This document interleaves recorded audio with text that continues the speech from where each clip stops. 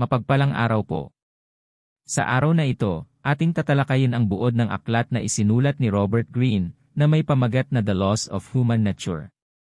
Inilahad ni Robert Greene ang 18 batas ng kalikasan ng tao, na makakatulong sa atin na maunawaan at mahulaan ang pag-uugali ng ating sarili at ng iba. Karaniwan, wala tayong ideya kung bakit may gumagawa ng anuman dahil ang mga damdamin at pag-iisip ay kinokontrol ng iba't ibang bahagi ng utak. Sa deliberasyon ng temang altruism, ibinahagi dito para sa pagninilay ay ang buod ng nilalaman ng libro ni Lucio Bufalmano taong 2018. Batas 1. Master your emotional self, the law of irrationality.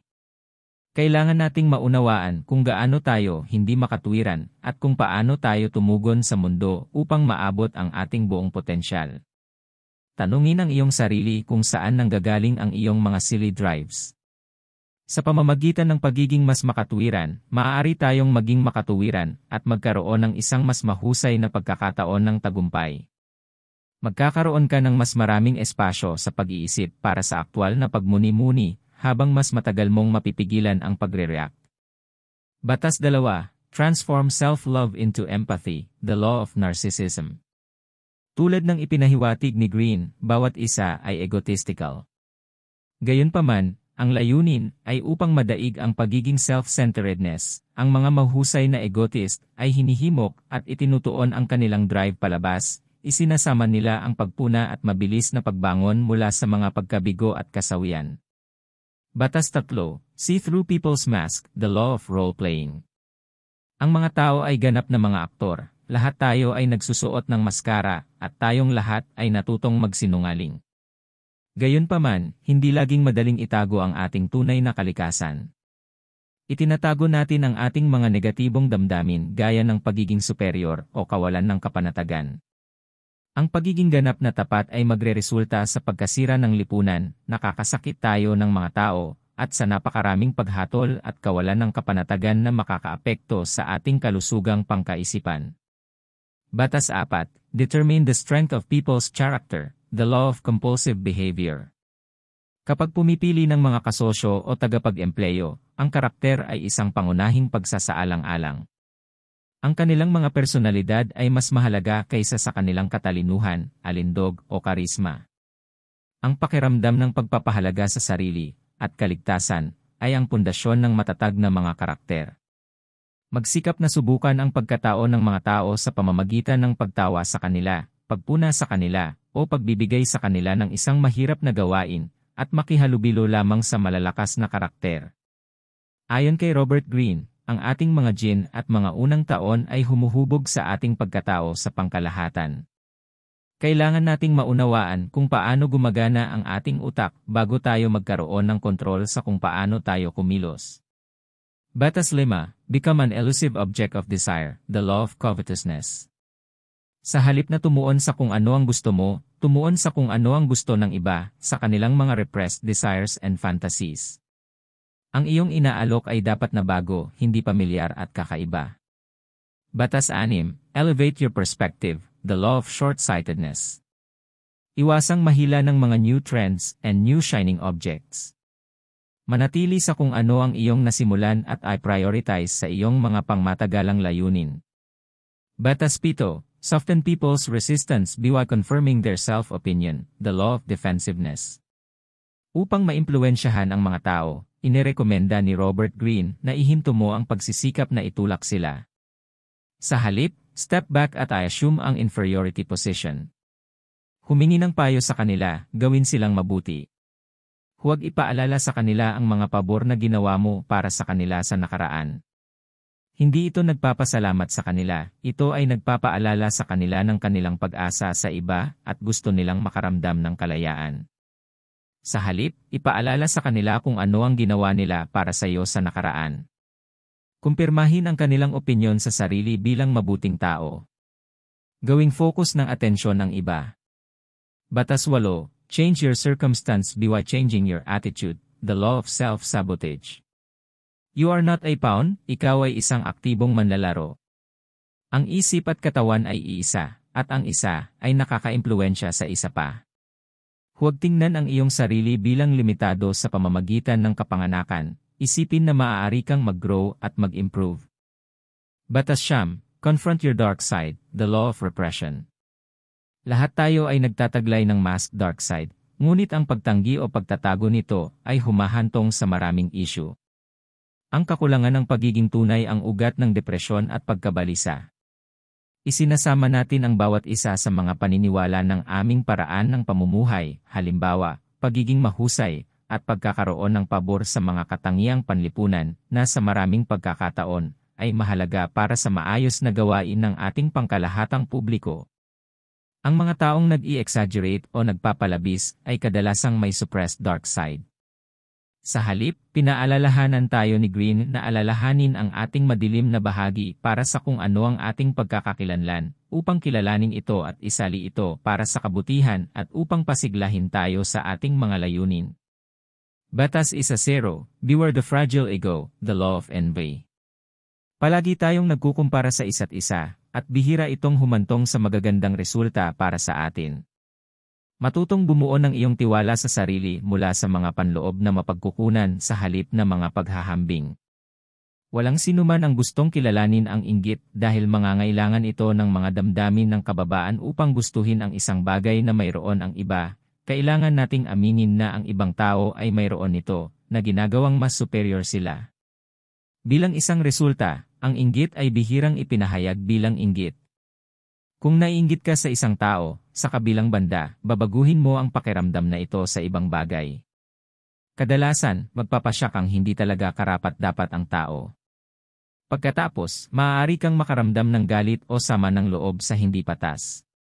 Dahil ang iyong inggit ay nakabaon sa ilalim ng mga layer ng iba pang mga damdamin, ang ibang mga tao ay hindi karaniwang masasabi na ang ating tunay na nararamdaman ay inggit, at nakikita lamang nila ang galit o hinanakit. Batas 11, know your limits, law of grandiosity. Lahat tayo ay may pangangailangan na makaramdam ng higit sa iba. Ngunit kapag mas matagumpay tayo, mas nakahihigit tayo, at lumilikha ito ng pagkadiskonekta sa katotohanan na madaling maging ating pagbagsak. Ang grandiosity ay ang natural nating tendensyang palakihin ang ating sariling imahe, at ipagpalagay na tayo ay higit na mahusay kaysa sa aktwal na tayo. Ginagawa natin ito sa pamamagitan ng, bukod sa iba pang mga bagay, sa pag-aakalang nag-iisang nakamit natin ang tagumpay at our skills are transferable. Ang grandiosity ay ang natural nating tendency na palakihin ang ating self-image at ipagpalagay na mas bihasa tayo kaysa sa aktwal na tayo. Ito ay tumataas habang tayo ay tumatanda, mas marami tayong nararanasan na mga tagumpay, mas maraming tao ang nagpapatunay sa ating napakagandang opinyon sa sarili.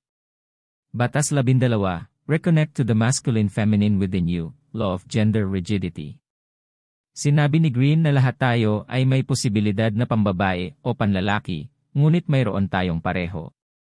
Kapag ang mga tao ay lumayo sa pagsupil sa kanilang kabaligtaran na kasarian sa loob nila, sila ay lalabas sa isang karikatura na anyo. At kadalasan ay ang mga taong may panloob na mga salungatan ang napakalakas sa isang kasarian, habang sinusubukang sugpuin ang isa pa. Sinabi ni Green na ang puot sa kabaligtaran ng kasarian ay mas malakas sa mga lalaki. Ang bawat tao ay may parehong panlalaki at pambabae na katangian na nagmumula sa dalawang pinagmumulan, genetika, at ang impluensya ng ating mga magulang. Ang mga tungkulin ng kasarian ay lumilikha ng psikolohikal na distansya sa pagitan ng mga kasarian, at kung minsan ang pagkakaibang ito ay napakalawak na ginagawang ang mga tao ng iba't ibang kasarian ay tila hindi maintindihan. Batas 13, advance with a sense of purpose, the law of aimlessness. Iniimbitahan ni Green ang mga nakababatang mambabasa na tuklasin at subukan ang iba't ibang bagay upang mahanap ang kanilang hilig at layunin. Ang pinakamalaking balakid na haharapin mo sa pagtupad sa iyong layunin ay ang mga mahirap na sandali ng kahirapan, sakit at pagkabagot. Sinabi ni Green na dapat kang matutong pumasok sa daloy, at sa sandaling maranasan mo ito, ikaw ay magiging gumon at palaging nais na bumalik dito. Batas 14 na, resist the downward pull of the group, the law of conformity. Naakit tayo sa mga grupo, at mayroon din tayong urgent need to fit in. Gusto nating sabihin sa ating sarili na tayo ay independyente, Ngunit hindi tayo. Ang mga tao sa paligid ay nagpipilit sa atin, at sa halip na tanggihan ito ay dapat nating gamitin ito. Ang mga pagkakaiba sa pagitan ng mga grupo ay kadalasang pinalalaki upang lumikha ng mas malakas na damdaming out-group in-group at ng pagkakatulad ng mga miyembro. Huwag mahulog sa tendensyang siraan ang iyong kaaway. Tingnan kung sino siya, at matuto mula sa kung ano ang mas mahusay niyang ginagawa. Gaano man natin kataas ang tingin natin sa ating pagkatao, ang social forces at mga group dynamics ay nakakaapekto sa ating lahat. Batas 15, make them want to follow you, the law of fickleness. Ang pamumuno ay palaging binuo sa isang dichotomy, sabi ni Green. Sa isang panig, gustong mamuno ang mga tao at tinitingala nila ang isang mahusay at malakas na pinuno, ngunit, kasabay nito, naiinis sila sa kanya. Ikinagagalit nila ang kanyang posisyon, ang kapangyarihang taglay niya, at ang kapangyarihang taglay niya sa kanila. Ang mga ngiti lamang ang nakikita ng mga nasa kapangyarihan, at napagkakamalan nilang walang katapusang pag-apruba. Kapag sila ay nagkamali at ang mga tao ay sumisigaw para sa kanilang ulo, sila ay nabigla. Hindi dapat, normal na paglabas lang ng agresyon at pent-up na sama ng loob ang idinadaan laban sa pinuno. Kailangan nating lahat na kumpirmahin ang ating sariling imahe dahil alam nating hindi ito palaging tumpak. Madalas nating gustuhin at pakinggan ang mga taong nagpapatunay sa atin. Ang mga tao ay mas malamang na makinig at makisalamuha sa mga tao at grupo na mukhang nagpapatunay ng kanilang sariling imahe, sumasang-ayon sa kanilang mga pinahahalagahan o may parehong mga katangian. Sa kaibahan, nagiging defensive ang mga tao kapag hinamon ang kanilang mga larawan sa sarili. Batas 16 na, see the hostility behind the friendly fade, the law of aggression. Ang ating kultura, sibilisasyon, at lipunan ay may posibilidad na supilin ang ating mga pinaka-agresibong instinct. Ngunit lahat tayo ay mayroon nito. Ang mga agresibong tao ay may posibilidad na mahuhumaling sa mga bagay ng mga tao, na isang senyales na gusto nilang lamunin sila ng buo. Isaalang-alang ang mga pisikal na pagkahumaling, tulad ng galit. Labanan ang mga agresibong uri ng hindi direkta, iwasang iparamdam sa kanila na wala silang kontrol, na siyang pinakamalaking takot nila. Tulad ng inggit, ang pagsalakay ay isang emosyon na hindi gustong aminin ng sinuman. Mas gusto nating sketch ang kapayapaan at pagtutulungan sa ating mga larawan sa sarili. Sa katotohanan, ang pagsalakay ay isang likas na bahagi ng kalikasan ng tao at lahat ay mayroon nito. Sa katunayan, ang pagsalakay ay nagmumula sa isang pagnanais para sa kontrol na hinihimok ng isang takot sa kawalan ng kakayahan. Ang ating kawalan ng kakayahan ay nagmumula sa maraming mapagkukunan. Kailangan natin ng ibang tao para sa pagpapatunay, pagmamahal, ngunit hindi sila mahuhulaan. Nakikita natin ang nakatagong pananalakay na ito sa ating pakikitungo sa iba, sa hindi sinasadya, ikinukumpara natin ang ating mga antas ng pagsalakay sa iba. Kapag nakatagpo tayo ng isang taong mas agresibo, malamang na maging maamo at masunurin tayo. Batas 17, seize the historical moment, the law of generational myopia.